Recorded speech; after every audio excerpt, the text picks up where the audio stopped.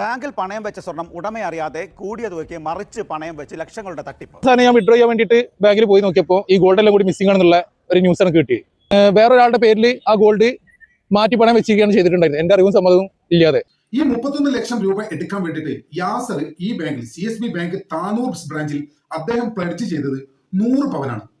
31 ലക്ഷം രൂപ വായ്പ എടുക്കാൻ 100 പവൻ പ്ലഡ്ജ് ചെയ്യേണ്ട കാര്യമുണ്ടോ?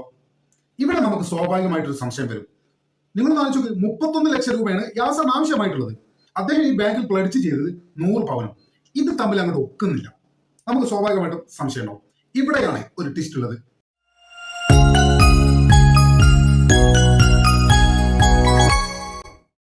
ബാങ്കിൽ പണയം വെച്ച സ്വർണം ഉടമയെ അറിയാതെ കൂടിയ തുകയ്ക്ക് മറിച്ച് പണയം വെച്ച് ലക്ഷങ്ങളുടെ തട്ടിപ്പ്. മലപ്പുറം താനൂരിലാണ് സംഭവം. കാത്തലിക് സിറിയൻ ബാങ്കിൽ നടന്ന തട്ടിപ്പിൽ മുൻ മാനേജർ അർജുൻ, സുഹൃത്ത് ഷുഹൈബ് എന്നിവരെ പോലീസ് അറസ്റ്റ് ചെയ്തു. 2023 മെയ് മാസത്തിൽ സഹോദരിയുടെ വിവാഹാവശ്യത്തിന് വേണ്ടിയാണ് താനൂർ സ്വദേശി മുഹമ്മദ് യാസിൻ സ്വർണം പണയം വെച്ച് വായ്പയെടുക്കുന്നത്. താനൂരിലെ കാത്തലിക് സിറിയൻ ബാങ്കിൽ 100 പവനോളം സ്വർണം പണയപ്പെടുത്തി.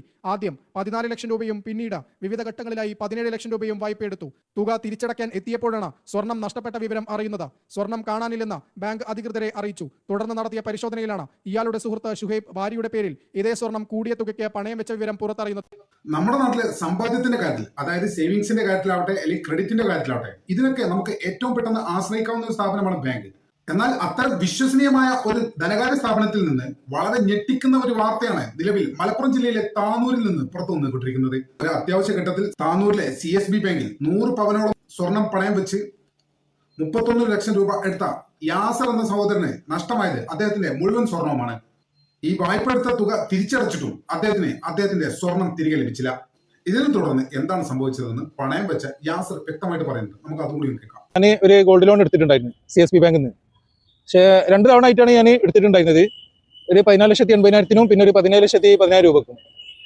അത് രണ്ടും കൂടി എന്താ പറയുക, അതിന് കുറച്ച് സാധനം ഞാൻ വിഡ്രോ ചെയ്യാൻ വേണ്ടിയിട്ട് ബാങ്കിൽ പോയി നോക്കിയപ്പോൾ ഈ ഗോൾഡ് എല്ലാം കൂടി മിസ്സിംഗ് ആണെന്നുള്ള ഒരു ന്യൂസ് ആണ് കിട്ടി. അങ്ങനെ ബാങ്ക് മാനേജർ അടുത്ത് ചോദിച്ചപ്പോൾ ആൾ പറഞ്ഞ് അത് ആദ്യം ഓവർ ഡ്രാഫ്റ്റ് വെച്ചാണെന്ന് പറഞ്ഞു. പിന്നെ സംഭവം അതൊന്നുമല്ല, ഓവർ ഡ്രാഫ്റ്റ് വെച്ചോ കാര്യങ്ങളൊന്നുമല്ല. വേറൊരാളുടെ പേരിൽ ആ ഗോൾഡ് മാറ്റി പണയം വെച്ചിരിക്കുകയാണ് ചെയ്തിട്ടുണ്ടായിരുന്നത്, എന്റെ അറിവും സമ്മതവും ഇല്ലാതെ. താനൂരുള്ള 2 വ്യക്തികളുടെ പേരിലാണ് ഞാൻ ബാങ്കിൽ എൻക്വയറി ചെയ്തപ്പോൾ കിട്ടിയത്. അപ്പോൾ ഞാൻ അതിനെതിരെ എന്താ പറയുക, പോലീസ് കേസും കാര്യങ്ങളും കൊടുത്ത് ആദ്യം ബാങ്കിൽ ഞാനൊരു പരാതി കൊടുത്ത്, അങ്ങനെ ബാങ്കിന്റെ ഇന്റലിജൻസ് അന്വേഷിച്ചപ്പോൾ 2 ആൾക്കാരുടെ പേര് പറഞ്ഞെന്ന്. അങ്ങനെ ഞാൻ ഈ മാനേജറെ അടുത്ത് സംസാരിച്ചു. അപ്പോൾ മാനേജർ പറഞ്ഞ് ഇത് അയാൾക്ക് അതിനെ പറ്റിയിട്ട് ധാരണ ഇല്ലാന്നൊക്കെയാണ് അയാൾ ആദ്യം അടുത്ത് പറഞ്ഞത്. പിന്നെ അയാൾ പറഞ്ഞത് കള്ളാണെന്ന് എനിക്ക് തോന്നി. അങ്ങനെ ഞാൻ നേരെ താനൂർ പോലീസ് സ്റ്റേഷനിൽ പരാതി കൊടുത്തു. ഈ ബാങ്കുകാർ എന്താ ചെയ്താലോ, ഈ ഉടമണ്ടല്ലോ യാസറി, ഇയാൾ പോലും അറിയാതെ ഈ സ്വർണം ഇവര് മറച്ചു വെച്ചു. മറച്ചു വെക്കുക എന്ന് പറയുമ്പോൾ യാസർ 31 ലക്ഷം രൂപയ്ക്ക് 100 പവനോളം സ്വർണം ബാങ്കിൽ പ്ലഡ് ചെയ്തു. ഇതേ സ്വർണം എടുത്തിട്ട് മറ്റൊരു വായ്പ ഇതേ സ്വർണത്തിന്മേൽ മറ്റൊരാൾ എടുക്കുന്നു, ബാങ്ക് മാനേജറുടെ ഒത്താശയോടുകൂടി. നിങ്ങളൊന്ന് ആലോചിക്കുക, എത്ര വലിയൊരു ചതിയാണ് ഇവിടെ നടന്നത്. ഇത് കേവലം ഒരു ക്രമക്കേട് മാത്രമായിട്ട് നമുക്ക് തള്ളിക്കളയാൻ സാധിക്കില്ല. സാമ്പത്തിക രംഗത്തെ വിവിധ തരത്തിലുള്ള ചൂഷണങ്ങളെയാണ് ഇത് നമ്മുടെ മുന്നിൽ തുറന്നു കാട്ടുന്നത്. ഇവിടെ നമുക്ക് സ്വാഭാവികമായിട്ടും തോന്നുന്ന ഒരു കാര്യമുണ്ട്. യാസർ എടുത്തത് 31 ലക്ഷം രൂപയാണ് സ്വർണം വെച്ചിട്ട്. ഈ 31 ലക്ഷം രൂപ എടുക്കാൻ വേണ്ടിയിട്ട് യാസർ ഈ ബാങ്കിൽ CSB ബാങ്ക് താനൂർ ബ്രാഞ്ചിൽ അദ്ദേഹം പ്ലഡ്ജ് ചെയ്തത് 100 പവനാണ്. 31 ലക്ഷം രൂപ വായ്പ എടുക്കാൻ 100 പവൻ പ്ലഡ്ജ് ചെയ്യേണ്ട കാര്യമുണ്ടോ? ഇവിടെ നമുക്ക് സ്വാഭാവികമായിട്ടൊരു സംശയം വരും. നിങ്ങൾ ആലോചിച്ച് നോക്ക്, 31 ലക്ഷം രൂപയാണ് യാസറിന് ആവശ്യമായിട്ടുള്ളത്. അദ്ദേഹം ഈ ബാങ്കിൽ പ്ലഡ്ജ് ചെയ്തത് 100 പവനും. ഇത് തമ്മിൽ അങ്ങോട്ട് ഒക്കുന്നില്ല. നമുക്ക് സ്വാഭാവികമായിട്ടും സംശയം ഉണ്ടാവും. ഇവിടെയാണ് ഒരു ട്വിസ്റ്റ് ഉള്ളത്. ആ ട്വിസ്റ്റ് എന്താണെന്ന് വെച്ചാൽ 2023 മെയ് മാസത്തിൽ, അതായത് 3 വർഷം മുമ്പ് ഈ സ്വർണം പ്ലഡ്ജ് ചെയ്യുന്ന സമയത്ത് സ്വർണത്തിന്റെ വില ഏകദേശം 44,000 രൂപയാണ്. അന്നത്തെ വില വെച്ച് കണക്കാക്കുമ്പോൾ സ്വർണത്തിന് ഏകദേശം 100 പവൻ സ്വർണത്തിന് ഏകദേശം വരിക 44 ലക്ഷം 45 ലക്ഷം രൂപയാണ്. ഇദ്ദേഹം CSB ബാങ്കിൽ ഈ സ്വർണം വിൽക്കുകയല്ല ചെയ്തത്, പണയം വെക്കുകയാണ് ചെയ്തത്. പണയം വെക്കുമ്പോൾ നമുക്കറിയാം RBI ചട്ടപ്രകാരം പണയം വെച്ച സ്വർണത്തിന്റെ ഏകദേശം 75 മുതൽ 80% മാത്രമാണ് ലോണായിട്ട് ലഭിക്കുക. അതായത് യാസർ 2023 100 പവൻ സ്വർണം CSB ബാങ്ക് താനൂർ ശാഖയിൽ പ്ലഡ്ജ് ചെയ്യുമ്പോൾ RBI ചട്ടപ്രകാരം അദ്ദേഹത്തിന് ലഭിക്കുന്ന ലോൺ തുക എന്ന് പറയുന്നത് 31 ലക്ഷം മുതൽ 32 ലക്ഷം വരെ മാത്രമാണ്. അങ്ങനെ നമ്മൾ പരിശോധിക്കുമ്പോൾ കൃത്യമാണ്, യാസർ എടുത്തത് 31 ലക്ഷം രൂപയാണ്. അതിനുവേണ്ടി അദ്ദേഹം 2023 പ്ലഡ്ജ് ചെയ്തത് 100 പവൻ സ്വർണമാണ്. അതിനെ അങ്ങനെ വേണം നമ്മൾ മനസ്സിലാക്കാനായിട്ട്. അല്ലാതെ ഇന്നത്തെ സ്വർണത്തിന്റെ വില കണക്കാക്കിക്കൊണ്ട് നമ്മൾ ഈ ഒരു കേസിനെ കാണരുത്. 3 വർഷം കഴിഞ്ഞ്, അതായത് 2026 2023 സ്വർണത്തിന്റെ വിലയല്ല പിന്നീടുള്ളത്. വില ഏകദേശം ഇരട്ടിയോ അതിൽ കൂടുതലോ ആയി. ഈ 3 വർഷത്തിനിടയ്ക്ക് വിപണിയിലുള്ള ഈ ഉയർന്ന മൂല്യം മനസ്സിലാക്കിയ അർജുൻ എന്ന ബാങ്ക് മാനേജർ അയാളുടെ സുഹൃത്തായ ഷുഹൈബ് എന്ന ആൾക്ക് വേണ്ടി ഈ 100 പവൻ പ്ലഡ്ജ് ചെയ്ത സ്വർണം തിരികെ എടുത്തുകൊണ്ട് ബാങ്ക് മാനേജർ ആയതുകൊണ്ട് തന്നെ തിരികെ എടുക്കാനുള്ള ഫെസിലിറ്റീസ് ഒക്കെ അദ്ദേഹത്തിന് ഉണ്ടാവുമല്ലോ. ആ അവസരത്തിൽ ഉടമയായ യാസറിനെ അറിയിക്കാതെ ഈ 100 പവൻ സ്വർണം തിരികെ എടുത്തുകൊണ്ട് നിലവിൽ ലോണുള്ള ഒരു സ്വർണത്തുമേ തന്നെ വീണ്ടും അദ്ദേഹം ഒരു ലോൺ നൽകി, ഏകദേശം 1 കോടി രൂപ. നിങ്ങൾ ആലോചിച്ചൊക്കെ 100 പവൻ സ്വർണത്തുമേൽ യാസർ 31 ലക്ഷം രൂപ പണയപ്പെടുത്തി പോയതാണ് 3 വർഷം മുമ്പ്. അത് പിന്നീട് സ്വർണത്തിന്റെ വിപണിയിലുണ്ടായ മൂല്യത്തിലുള്ള വലിയ കുതിച്ചുചാട്ടം ഇത് കണ്ടറിഞ്ഞ ആ ബാങ്കിലെ മാനേജർ ഈ സ്വർണം ഉടമയെ അറിയാതെ ലോക്കറിൽ നിന്ന് മാറ്റിവെച്ച് വീണ്ടും ഇതിന്മേൽ 1 കോടിയോളം രൂപയാണ് സ്വർണ്ണ വായ്പ എടുത്തത്. എന്നിട്ട് ഇവരെന്താ ചെയ്തല്ലോ, യാസർ എടുത്ത ഈ 31 ലക്ഷം രൂപ ഉണ്ടല്ലോ അതങ്ങോട്ട് അടച്ചു തീർത്തു. CSB താനൂർ ബ്രാഞ്ചിലെ മാനേജർ സാർ അർജുൻ ഒരു മാന്യനാണ്. എന്നാൽ യാസർ 31 ലക്ഷം രൂപ ഇത്രയും പെട്ടെന്ന് കൊണ്ടുവന്ന് ബാങ്ക് സ്വർണം തിരിച്ചെടുക്കുന്ന ഈ അർജുനും അദ്ദേഹത്തിന്റെ കൂട്ടുപ്രതിയായ ഷുഹൈബും ഉറക്കത്ത് പോലും വിചാരിച്ചിട്ടില്ല. യാസർ കുറച്ച് പണ്ടൊക്കെ ഇവിടുന്ന് ഒപ്പിച്ചു കൊണ്ടുവന്ന് അദ്ദേഹത്തിന് 31 ലക്ഷം രൂപ ബാങ്കിൽ അടച്ചപ്പോ യാസർ പണയം വെച്ച 100 പവൻ ലോക്കറിലില്ല. നിങ്ങളൊന്ന് ആലോചിച്ചോക്കെ, നമ്മൾ കഷ്ടപ്പെട്ടുണ്ടാക്കിയ സ്വർണം 100 പവനാണേ, 1-2 പവനല്ല. ഇനിയിപ്പോ 1-2 പവനാണ് വിട്ടുകൊടുക്കാൻ പറ്റുമോ? ഇപ്പൊ ഒരു പവൻ എന്താ റേറ്റ്? ആ സ്ഥാനത്താണ് 100 പവൻ എവിടെയെന്നറിയില്ല.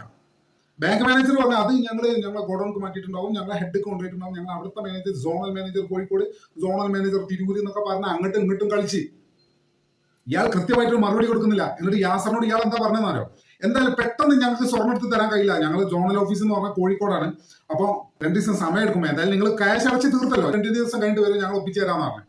യാസറിന് ഇതോടുകൂടി സംശയം വന്നതോടെ CSB ബാങ്കിന്റെ ഉയർന്ന ഉദ്യോഗസ്ഥരുമായി ബന്ധപ്പെടാൻ യാസർ ശ്രമിച്ചു. അദ്ദേഹം ബന്ധപ്പെട്ടു, അദ്ദേഹം കാര്യം പറഞ്ഞു. തുടർന്ന് ബാങ്കിന്റെ രീതിയിലായി ബാങ്ക് അന്വേഷിച്ചപ്പോഴാണ് ഒരു വൻ കൊള്ള പുറത്തു വരുന്നത്. ഉറപ്പായിട്ടും മാനേജർക്ക് ഒരു 5 ലക്ഷമെങ്കിലും ഇതിന് കമ്മീഷൻ കിട്ടിയിട്ടുണ്ടാവും എന്നുള്ള കാര്യത്തിൽ ഒരു സംശയമില്ല. ഇത് ഏത് ബാങ്കാണെന്ന് അറിയോ? നാട്ടിലെ കൂതറ രാഷ്ട്രീയക്കാർ സെക്രട്ടറി പ്രസിഡന്റ് ആയിട്ടുള്ള ബാങ്കല്ല, CSB ബാങ്കാണ്.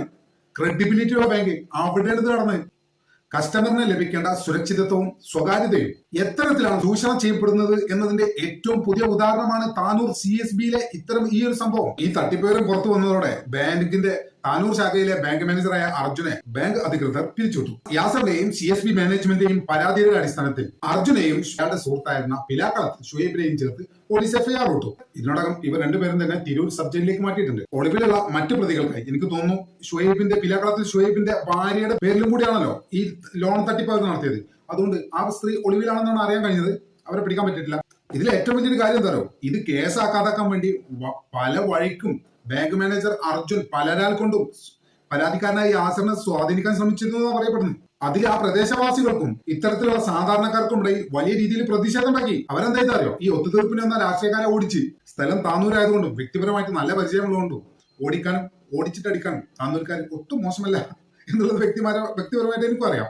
ഇത്തരത്തിൽ ഈ അർജുൻ എന്ന ആള് ഇതിനു മുമ്പ് തട്ടിപ്പ് നടത്തിയിട്ടുണ്ടോ എന്നുള്ള അന്വേഷണം വേണമെന്നൊക്കെ ഇതിനോടൊക്കെ തന്നെ നാട്ടുകാരുടെ ഇടയിൽ നിന്ന് വലിയ ആവശ്യങ്ങളൊക്കെ ഉയർന്നിട്ടുണ്ട്. എന്തായാലും സ്വർണത്തിന് മേലുള്ള ഇത്തരം തട്ടിപ്പുകൾ നമ്മുടെ നാട്ടിൽ കൂടി വരുന്നുണ്ടെന്ന്. ഇത് ഒരു സംഭവം മാത്രമല്ല, ഈ അടുത്തായിട്ട് ഇത്തരം തട്ടിപ്പുകൾ വലിയ രീതിയിൽ വ്യാപകമായിട്ട് നമ്മുടെ നാട്ടിലുണ്ട്. പക്ഷെ ഇത് നടന്നത് ഒരു സഹകരണ ബാങ്കിലല്ലാന്നേ. അതാ ഏറ്റവും വലിയൊരു അത്ഭുതമായി വ്യക്തിപരമായിട്ട് എനിക്ക് തോന്നുന്നത്. CSB എന്ന ക്രെഡിബിലിറ്റി ഉള്ള ഒരു ബാങ്കിലാണ് നടന്നത്. നിങ്ങൾ ആലോചിക്കേ, ഒരു ക്രെഡിബിലിറ്റി ഉള്ള ഒരു ബാങ്കിന്റെ അവസ്ഥ ഇതാണ്. നമ്മളെപ്പോലെ സാധാരണക്കാരായ മനുഷ്യന്മാർക്കൊക്കെ ബാങ്ക് ഉദ്യോഗസ്ഥരെന്ന് പറഞ്ഞാൽ എന്തൊരു റെസ്പെക്റ്റാ അല്ലെ? നമ്മുടെ ഇന്ത്യയിൽ പൊതുവെ ബാങ്ക് ഉദ്യോഗസ്ഥർക്ക് വലിയ രീതിയിൽ റെസ്പെക്ട് കിട്ടുന്ന രാജ്യമാണ്. പുറം രാജ്യത്തെ എവിടെയാ അതില്ല കേട്ടോ. പുറം രാജ്യത്തെ ഒരു ബാങ്ക് ഉദ്യോഗസ്ഥൻ എന്ന് പറഞ്ഞാൽ ഒരു സൂപ്പർ മാർക്കറ്റിലെ ജീവനക്കാരനെ പോലെ എല്ലാവരും കാണാറുണ്ട്. പക്ഷെ നമ്മുടെ നാട്ടിൽ അങ്ങനെയല്ല. ഇവർക്ക് വല്ലാത്ത റെസ്പെക്ട് ആണ്. എന്ന് മാത്രമല്ല, ഇവരൊക്കെ ഭയങ്കര വിശ്വാസമാണ് കസ്റ്റമറായ നമുക്കൊക്കെ. എന്തിനാണെന്ന് എനിക്ക് മനസ്സിലായിട്ടില്ല. എന്തിനാ അതിന്റെ ആവശ്യം? എന്തായാലും ബാങ്കുകളുടെ, അതും CSB പോലുള്ള ഒരു ക്രെഡിബിലിറ്റി ഉള്ള ബാങ്കുകളുടെ വിശ്വാസ്യത തകർക്കുന്ന ഇത്തരം പ്രവർത്തനങ്ങളിൽ ഏർപ്പെടുന്ന ആളുകളെ മാതൃകാപരമായിട്ട് ശിക്ഷിക്കേണ്ടതുണ്ട്. സാധാരണക്കാരുടെ സമ്പാദ്യത്തിന്റെ മേലെ ഇരുന്നിട്ടാണ് ഇവരുടെ ഈ കളിയാട്ടക്കളി മുഴുവൻ നടക്കുന്നത്. ഇത് ഇനിയും തുടരാൻ സമ്മതിക്കരുത്. ഇത്തരത്തിൽ അനവധി തട്ടിപ്പുകളാണ് ഈ അടുത്ത കാലത്തായിട്ട് കേരളത്തിൽ വർദ്ധിച്ചു വരുന്നത്. എനിക്ക് തോന്നുന്നു ഈ സ്വർണ്ണവിലയിലുണ്ടായ ഈ ഹൈക്കായിരിക്കാം ഒരു പക്ഷെ ആളുകൾ ഇതിനൊക്കെ പ്രോത്സാഹിപ്പിക്കുന്നത്. എന്നാൽ ഇവനൊന്നും നാണമില്ല. നിങ്ങളൊന്ന് ആലോചിക്കേ, കണ്ടവൻ അധ്വാനിച്ചുണ്ടാക്കിയ മുതലുമ്പോൾ നക്കി നടക്കാനായിട്ട് ചെറ്റ നാറികള്. എന്തായാലും നമ്മൾ പറഞ്ഞു വരുന്നത് അത് തന്നെയാണ്. ഇത്തരം പ്രവർത്തനങ്ങളിൽ ഏർപ്പെടുന്ന ആളുകളെ മാതൃകാപരമായിട്ട് ശിക്ഷിക്കുക തന്നെ വേണം. സാധാരണക്കാരൻ ചോര നീരാക്കി ഉണ്ടാക്കിയ സമ്പാദ്യത്തിന് ബാങ്കുകളിൽ സുരക്ഷയുണ്ട് എന്ന് അങ്ങനെ നമുക്ക് ഉറപ്പിക്കാൻ സാധിക്കുള്ളൂ. നമ്മുടെ ചാനൽ ഇതുവരെ സബ്സ്ക്രൈബ് ചെയ്യാത്ത ആളുകൾ ഇപ്പോൾ തന്നെ സബ്സ്ക്രൈബ് ചെയ്ത് പിന്തുണ തരണമെന്ന് വളരെ വിനീതമായി അഭ്യർത്ഥിക്കുന്നു. മറ്റൊരു വീഡിയോയുമായി ഒട്ടും വേഗം തന്നെ കാണാമെന്ന പ്രതീക്ഷയോടെ ഇവിടെ പറയാം.